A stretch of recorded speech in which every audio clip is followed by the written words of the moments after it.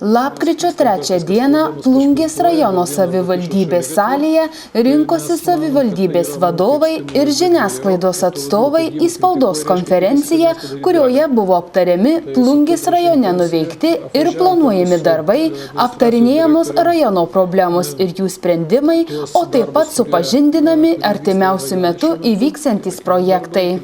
Plungės rajono savivaldybės meras Audrius Klišonis informavo, kad per 300 dienų kiekviena savivaldybė turės pateikti savo paraišką dėl atliekų tvarkymo gerinimo. Tai pagrindė iš tikrųjų yra požeminių konteinerių aikštelių įrengimas. Ta dalyką yra padarę iš dalies mūsų kaimynai Mažeikiuose. Ir iš tikrųjų pasimatė, kad tiek kvapų klausimas yra geriau sprendžiamas, tiek, sakykime, rausimasis konteineriuose, vandalizmas dėl jų iš tikrųjų yra ženkliai geriau sprendžiamas ir manom, kad iš tikrųjų didžioji dalis lėšų galės būti skirta būtent tam, kad galėtumėm sutvarkytas požeminės konteinerinės aikšteles, kad galima būtų spręsti efektyviau rūšiavimo klausimą ir iš tikrųjų, kad mūsų miesto ir gyvenviečių mažiau puoštų tie konteineriai, kurie šiuo metu turi įvairias spalvas.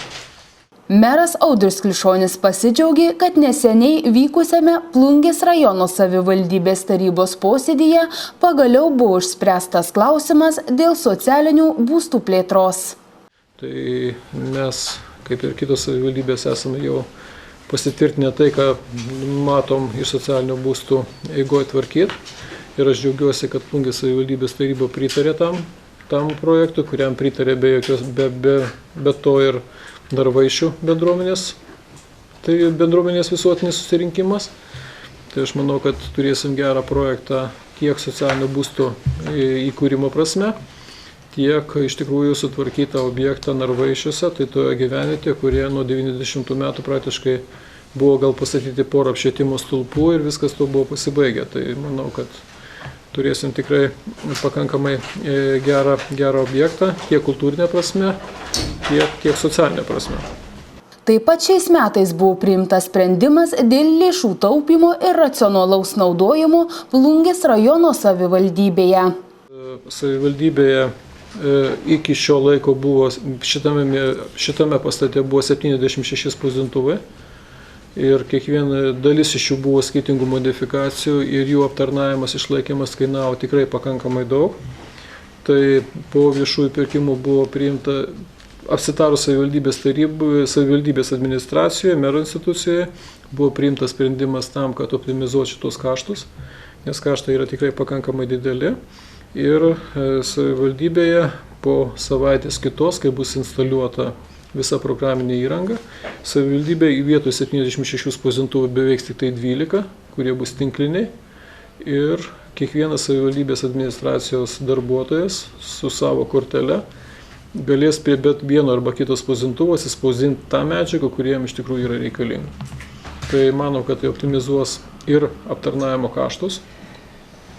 Kopijos kaina ženkliai bus pigesnė ir tuo pačiu, kaip pasakyti, bus išvengta vienokio arba kitokio trikdžių, nes jeigu spausdintuvas, kuris yra pririštas prie vieno arba kito kompiuterio strigdavo, tai atsispausdinti yra jau didesnė mažesnė problema. Šiuo atveju, net jeigu vienam ar kitam spausdintuvui sutrikus, jis galės tą atsispausdinti visiškai iš kitos vietos ir tai turės tikrai pakankamai neblogą ekonominį efektą. Tai mes manom, kad per 3 metus tai mums padės sutaupyti apie 9 000 eurų per pirmus 3 metus. Ir kai pasibaigs mokėjimai už spausdintuvus, spausdintuvus kopijuoklius, kuriuos mes šiuo metu įsigyjam, per sekančius 3 metus dar papildomai 24 000 eurų susitaupo. Tai manau, kad yra tikrai gerai. Tuo pačiu yra pavesta mūsų informacinių technologijų skyriui ir surinkti poreikiai iš mūsų pavaldžių įstaigų, iš seniūnijų. Tie, kam reikalinga ar kokia įranga jinai dar yra pamanomai galinti dirbti, tiem iš tikrųjų be papildomų pirkimų ta įranga bus atiduota tam, kad jie galėtų pasigerinti ir savo techninę būklę. Tame tarpe čia ir miesto seniūnija jau laukia kai kurių atsinaujinimų tam, kad iš tikrųjų galėtų be papildomų savivaldybės asignavimų šiek tiek pasigerinti savo aptarnavimą. Rajono vadovas informavo, kad neformaliojo ugdymo programos lėšomis pasinaudos 14 įstaigų esančių Plungės rajone. Didžiausią finansavimą gaus Plungės kultūros centras. Didžiausias paslaugų teikėjas, kuris pateikė net 9 programas, yra Plungės rajono savivaldybės kultūros centras. Ir tikrai galim pasidžiaugti, kad jį lankantis, kiek čia yra pateikta pažymojama, yra 503 vaikai. Tai tie 503 vaikai papildomai iki naujų metų šitos savo veiklos vystymui gaus iš tų po tos 15 eurų, tai išeina beveik 25 tūkstančiai eurų. Tai tiek naujos aprangos, instrumentų įsigijimui, kelionėm, vykdomai veiklai vystyti, tai iš tikrųjų yra tikrai labai ženklus pajudėjimas į priekį. Ir matom, kad ta iniciatyva, kuri buvo išdėstyta iš švietimo ir mokslo ministrės, kurios iniciatyvos šitas projektas ir buvo pramuštas, matom, kad iš tikrųjų yra veikiantis.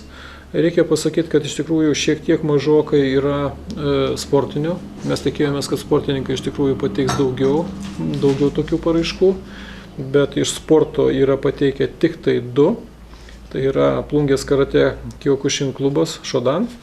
Ir pateikęs yra Plungės vaikų ir jaunimo regbio klubas Dorbė.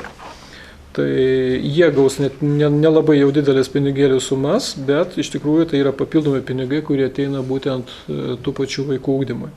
Tai norim ir jūsų pagalba paaktyvinti tuos sporto klubus, tuos aktyvius žmonės, nes čia gali būti tiek tai fiziniai asmenys gali dalyvauti, tokių taip pat yra, kurie tokias teikia, kad jie nuo naujų metų taip pat teiktų tokias paraiškas, jos būtų galima probuoti, nes šiuo metu mes turime apie 4 000 moksleivių rajone, šiuo metu 911, sakykim, tie, kurie dalyvauja šiuo metu tose programose, tai iš tikrųjų yra dar kur pasistengti. Nuo sausio 1 dienos Plungės rajono savivaldybė planuoja įvesti 3 fizinio lavinimo pamokas per savaitę visose Plungės rajono mokyklose. Stuburo klausimai tai yra dažniausiai dėl esamo nepakankamo fizinio įsivystymo. Tai norim, kad fizinis aktyvumas būtų ženkliai didesnis ir mūsų sveikatos rodikliai, pradedant nuo pradinių klasių, iš tikrųjų pradėtų po truputėlį gerėti. Laikinai einantis Plungės miesto seniūno pareigas Gintaras Domarkas informavo, kad iš kelių priežiūros ir plėtros programos finansavimų lėšų Plungės rajono kelių tvarkymui bus skiriama 320 000 eurų. Šiais metais yra visam mieste suremontuotos asfalto dangos gatvės, tam buvo skirta šiek tiek daugiau kaip 100 000, 110 000. 95 000 eurų jau yra įsisavinta. Likusio dalis taip buvo pasilikę rudeniui, jeigu kažkas prie žiemų čia dar atsivertų ar prakiltų ar atsirastų, tai bet kol kas didelių asfalto dangoj didelių duobių nėra, tai o tas mažas mes artimiausiu metu būtent suremontuosim. Žvyrų dangos gatvių gradiriavimui buvo apie 10 000 eurų. Yra pasilikta vienas nugradiriavimas dar šiais metais. Tai šiuo metu žvyrų dangos gatvės yra gana geros būklės. Bet to šiom dienom, tai ir šiandien pradėjom žvyravimo darbus gatvės, tai yra žvyrų dangos pastiprinimo darbus. Pradėjom nuo šiaurinis miesto pusės, tai yra Notis, Patelių, Lupnos gatvių ir žygiuosim per visą miestą. Tai prieš žiemą dar bus žvyrų dangos gatvės šiek tiek pastiprintos žvyro danga, kurios kai kurios vietos jau buvo ganėtinai skystokai. Apie 61 000 eurų lėšų bus skiriama šaligatvių remontui Plungės rajone. Su tais darbais šiek tiek esam įklimpę, bet tiek rangovas, tiek ir mes patys tikim, kad šios lėšos bus įsisavintos ir šaligatviai bus remontuoti. Jau šiuo metu yra sutvarkyti šaligatvis Mačernio gatvėje, Vaišvils gatvėje pradėti tvarkyti, Vaižganto šiek tiek.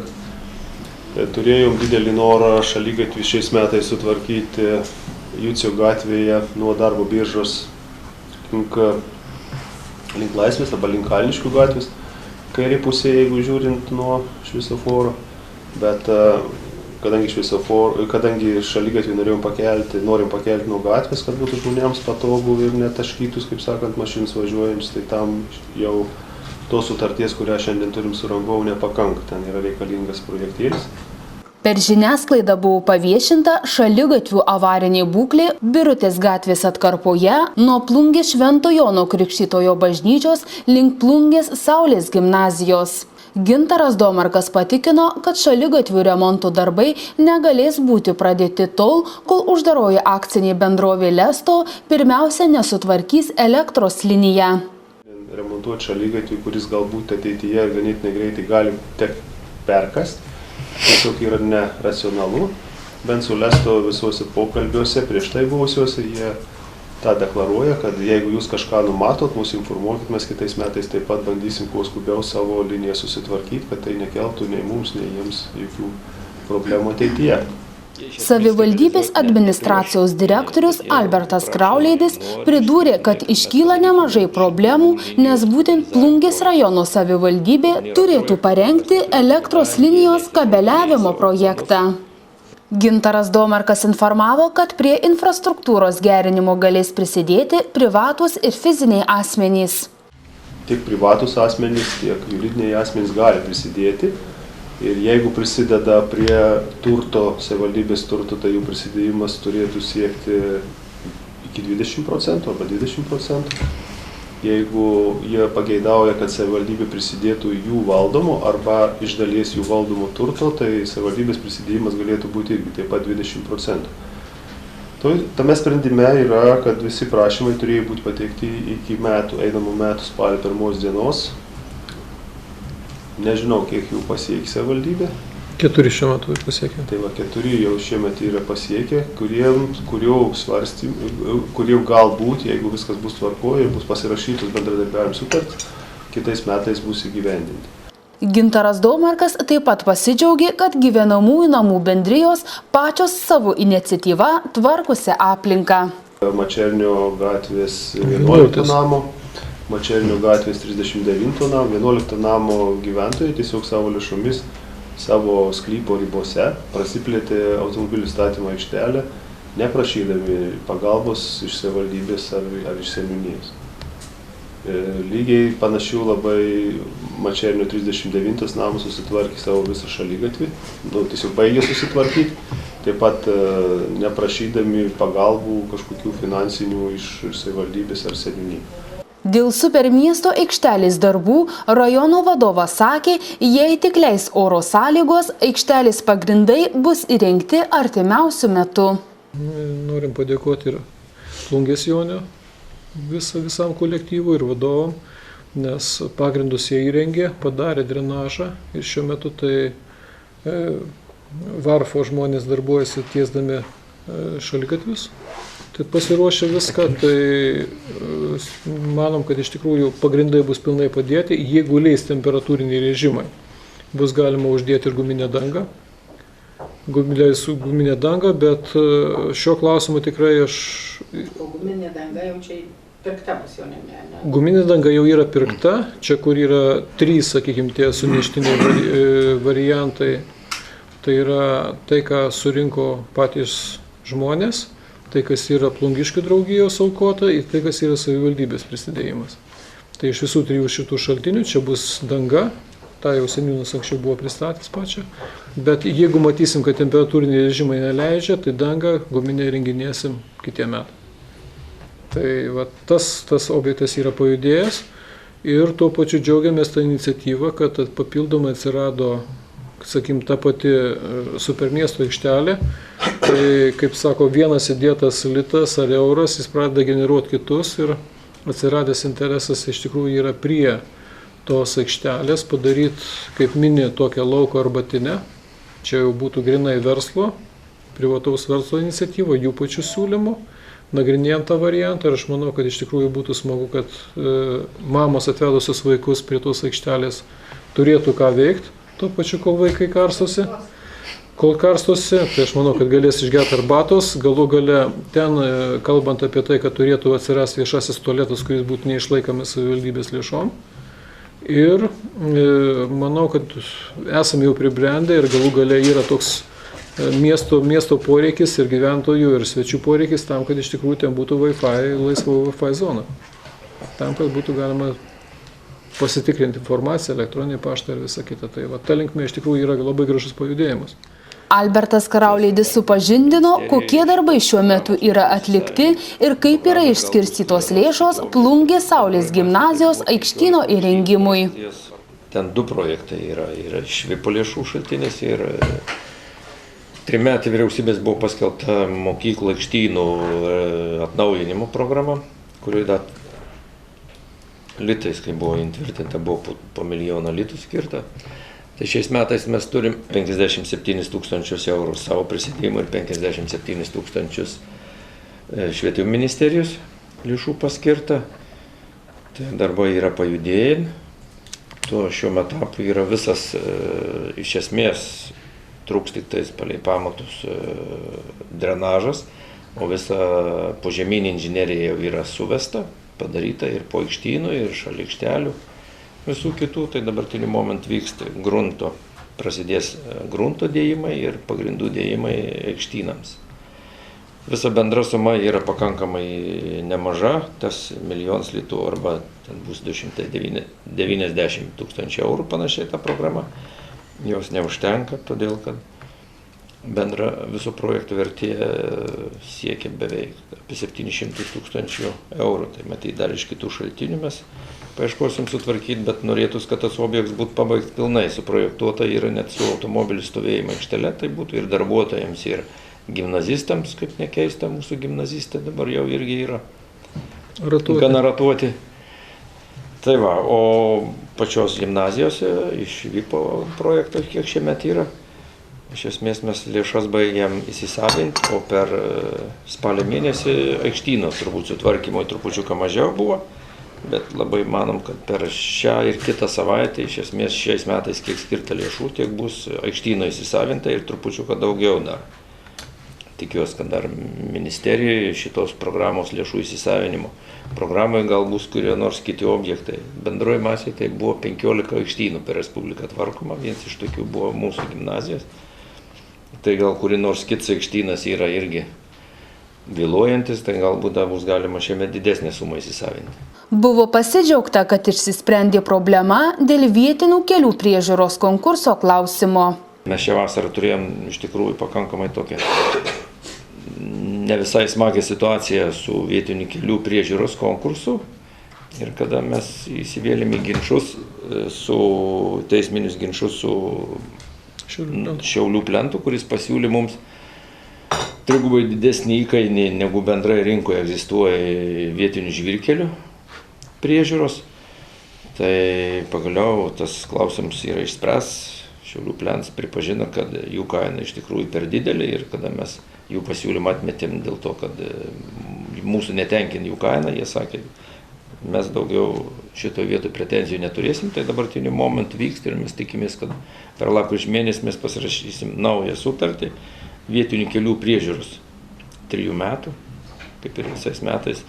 Tai daugiausia bus kaimiškųjų seniūnijų žvyrkelių tvarkėms, žvyravimams, duobių taisėms, ištisinio asfalto dangų uždėjimai ant remonto, griovių prakasimai ir kitokie tokie darbai, jie ten 5 rūšis darbų. Paaiškėjo, kad nuo naujų metų žadama įsteigti turizmo ir informacijos centrą. Natūralu, kad Žemaičių dailės muziejuje atsigavus, Oginskio rūmam atsigavus ir turizmui po truputėlį daugiau vystantis, tokias institucija mums reikalinga yra ir savivaldybės tarybai šį mėnesį teiksim komitetam ir numatysim, kad nuo naujų metų teigiam tą įstaigą, nes tokia įstaiga iš tikrųjų turi būti ir tai, kad šiuo metu savivaldybės administracijos darbuotojai tenais dirba, tai nėra tiesiog savivaldybės funkcija. Prie vartų arba tam raudonam namelį. Jinai ir bus prie vartų.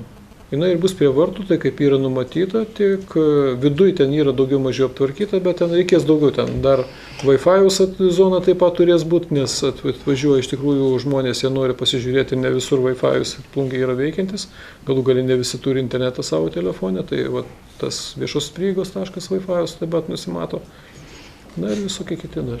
Ir jūs čia turėtų omeny Skalbėjos namelį? Na, bet čia turi būti, taip. Nes arba skalbėjos tam namelį. Ten prie miškų. Šiuo metu yra jisai, nes prie miškų, sakykime, ten, kitaip kalbant, yra aikštelė stovėjimo viską. Tas skalbėjos namelis šiuo metu jisai jo naudojasi, jūs žinot, šitie šunų ten mylėtojų ta draugija.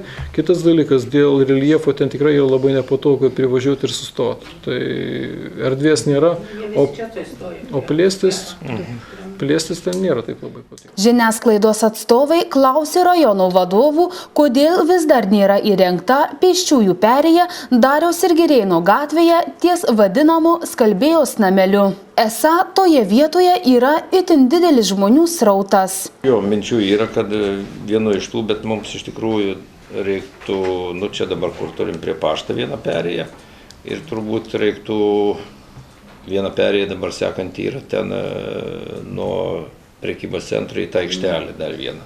Bet ten jinai ta mažai reikalinga ten atrodė. Tai va, tai tokių minčių, kad gal vietoj šitos tą... Pasistato mašinas ir eina. Renginys bibliotekai, visi susistato prie mūsų mašinas ir vorele. Vairuotojai sustoja.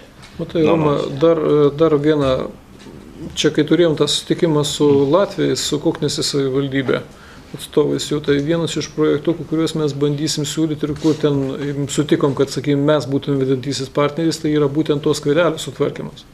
Tai, sakykime, tuo pačiu būtų galima pasižiūrėti, kiek galimybė ir, sakykime, pasiplės truputėlį su parkavimu. Nes dabar ten, ir konfiguracija pačios aikštelės nėra tokia, kad ten 3 mašinas atsistoja, kitoje vietos nebėra. Tai va, tas nėra visiškai protinga ten pasispręsti ir tuo pačiu galėtume dar daugiau truputėlį padaryti. Ir patekims ten. Ir dar, kas šiais metais vėl savivaldybė nekainuos eglė, tai čia seniūnas iš tikrųjų vėl tikrai labai gražiai dirbo su Plungės kooperatinė prekyba ir vėl turėsime eglę, turėsim tikrai kitokią eglę, negu kad buvo.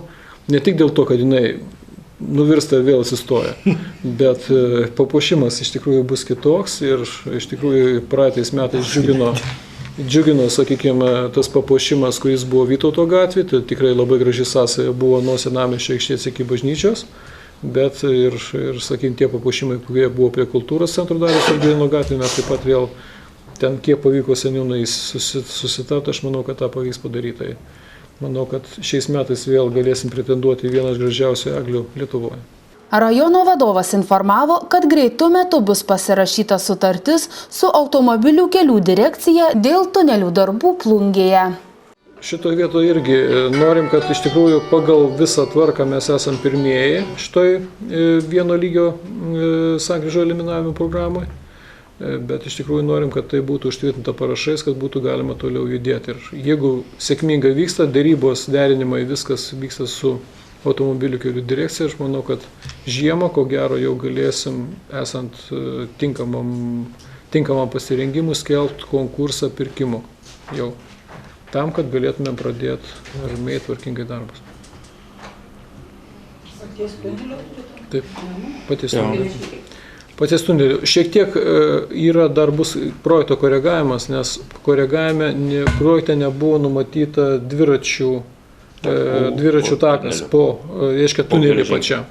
Tai va ten šiek tiek dar ta judesių bus su pačio projekto koregavimu, nes jeigu iš Dariaus ir Girėno gatvės ten pareis dviračių takas nuo Platelių, sakykim, čia link Oginskio rūmų eis, tai natūralu, kad negali būti ten 50-70 metrų atkarpa, kur dviračių nėra kur pravažiuoti. Su laikraščių redakcija galės gyventi šiek tiek ramiau, dėl to, kad prie Žemaičio numatom sutvarkyti tekstinių būdų užtvanką, nes jau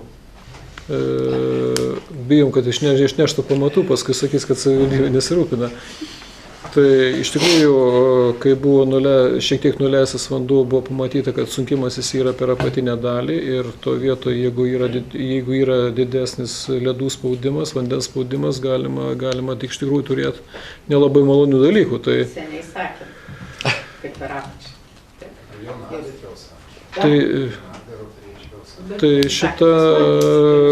tas dalykas dabar, kiek žinau, jau iš aplinkos saugos rėmimo programos yra skirtos lėšos ir aš manau, kad čia sutartėlė pasirašyta ir atimiausiai dienų bėgių ten turėtų paimti ir pakankamai tvarkingai sutvarkyti.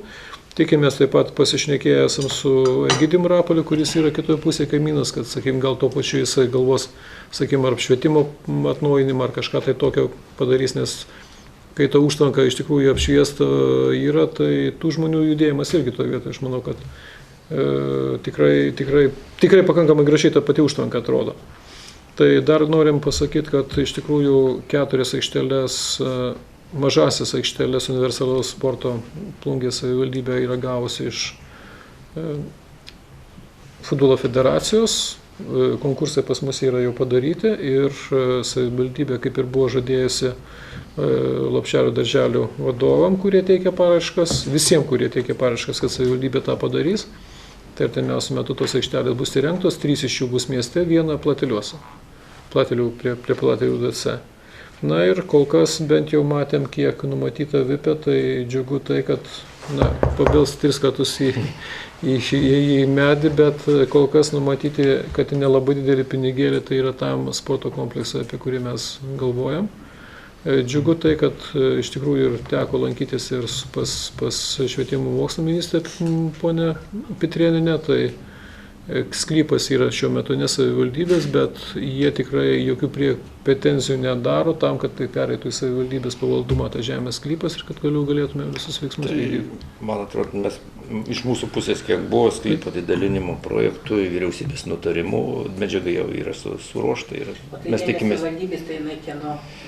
Šiaip jis yra sklypas, visom įstebi ir valstybės, bet patikėjimo teisė valdo švietimo ministerija, tai dalį sklypas įskirsim mes ir mes tą pačią teisę gausim. 2,6 hektarų berods. Bendras sklypas. Vietą pasakyti, bet prie gatvės. Mendino gatvės. Ne, Mendino gatvė, taip, Mendino gatvė ten bus. Jo, čia ne prie verslo mokyklos.